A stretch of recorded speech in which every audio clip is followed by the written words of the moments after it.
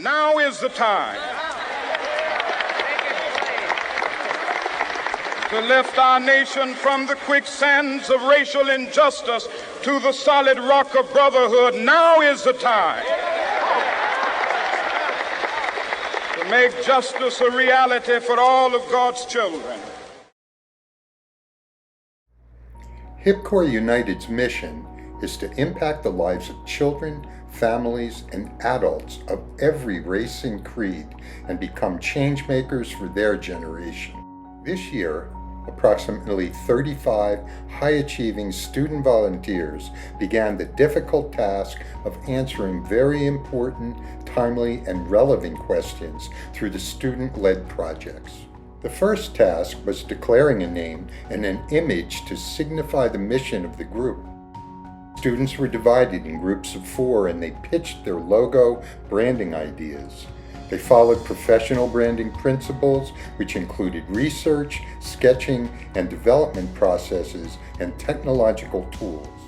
CORP United was the winning name by consensus, and the visual form was a combination of each group's proposals, which included people, figures uniting, angular geometric forms to symbolize growth, and a bold color palette to evoke optimism, which is also reflected in the mural in this room. 3 students, Bhakti, Diane, and Yoheni, assisted Christina with the installation of the mural design in fall of 2023 and the Eat Healthy Food mural in the basement cafeteria as well.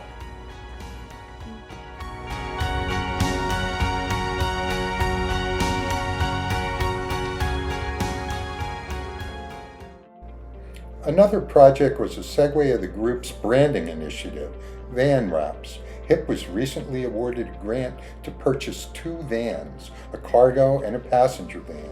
Brand design and advertising principles, as well as production methods, were investigated in this project. HIP Corps students pitched several creative and visually dynamic ideas.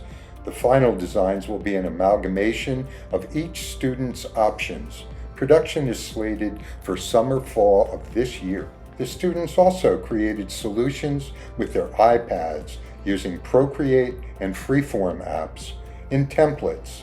Some also implemented analog methods, which is still an important component of the branding ideation process.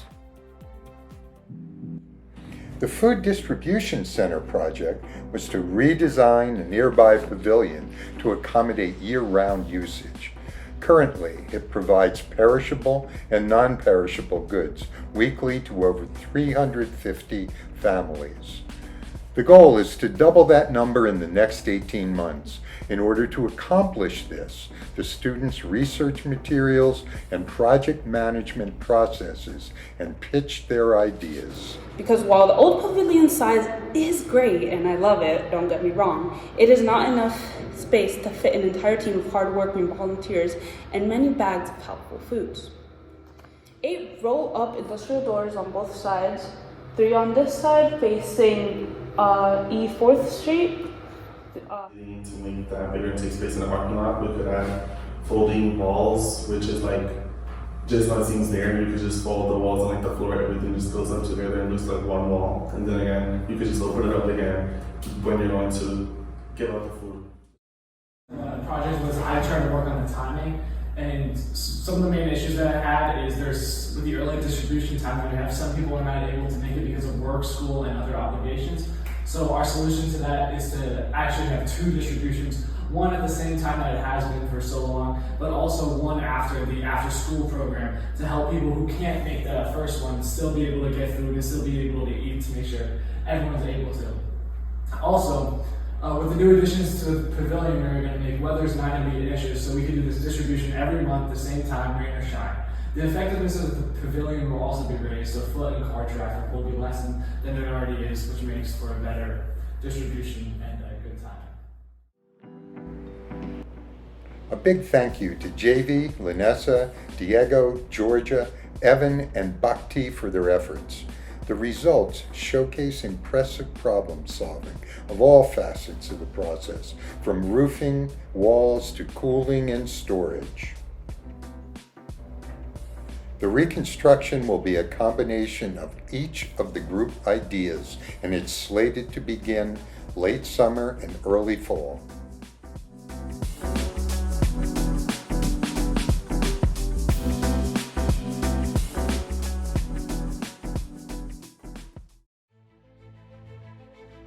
For Untold Stories documentary project, students were asked to adopt student reporter investigator formats to interview people they did not know about personal challenges, issues including food insecurity, inequity, discrimination, and prejudice.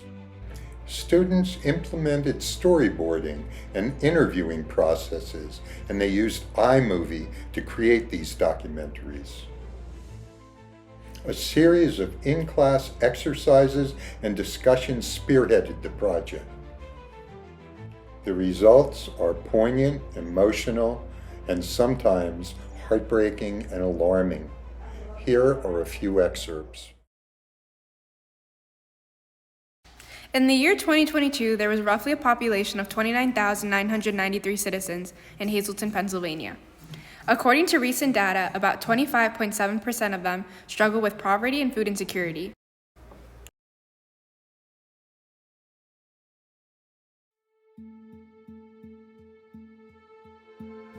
Many people think that because I have chosen this career path, I'm not as intelligent or as important as people in more prestigious professions.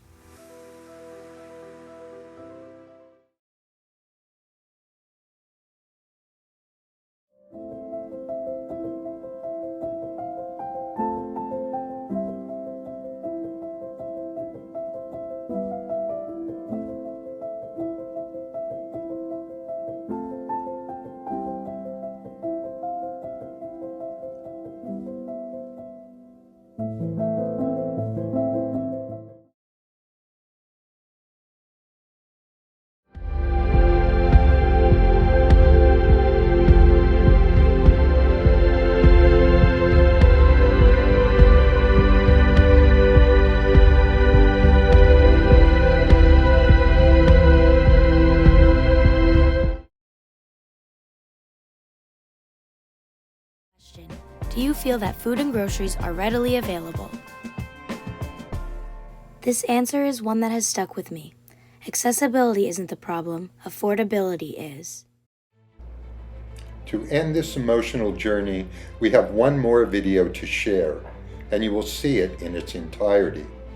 We feel this video perfectly embodies the essence of this project, especially the ending, enjoy. This story is from a 42-year-old female who was picking up her children from school. And as normally seen in schools, there was a lot of traffic. A lot of people picking up their kids, a lot of kids walking home and getting into cars. That's when disaster struck.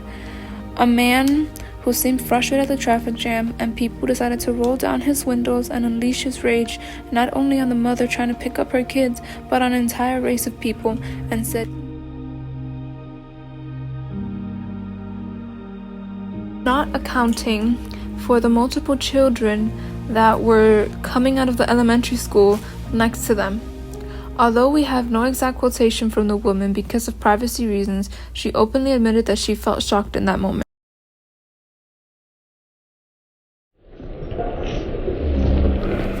She wasn't the only one who felt this struggle. A 19-year-old female shared her story about how offended she felt after being called the N-word. She felt like she was being treated as an outsider, disrespected, and as if she did not matter. If I could wave a magic wand or make a wish, I would wish to have a world without discrimination and where everyone can be treated as an equal, no matter the race or color. She says she spends her time reading and imagining herself in a world where she will not be judged by her appearance or background, just by who she is.